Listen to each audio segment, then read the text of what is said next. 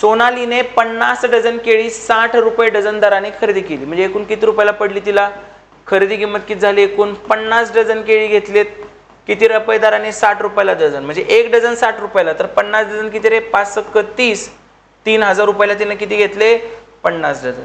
आणि 550 शेकडा या दराने विकली. म्हणजे 100 कितीला विकली? 100 550 ला विकली.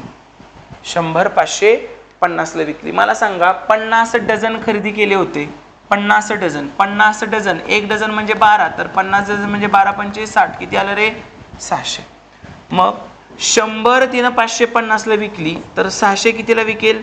याला गुणिले 6 केलं तर याला पण गुणिले 6 करा. 100 काय ती केळी आहे, 100 केळी 550 ला, तर 600. 600 का काढलं? आपल्याला खरेदी आणि विक्रीची वस्तू सेम पाहिजे असतात, त्याशिवाय काढता येणार नाही.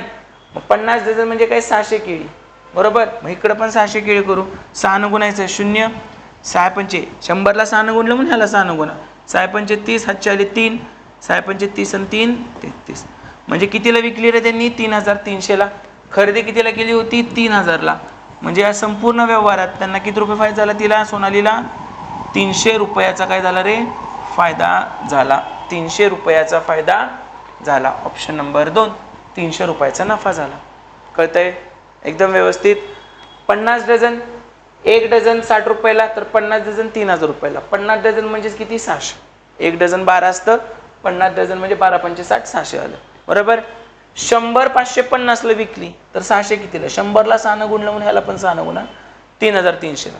थोडक्यात 600 केळी 3000 ला खरेदी केली, 600 केळी 3300 ला विकली, म्हणजे 300 रुपये काय झाला? आपला फायदा झाला. Option number 2. कळतंय?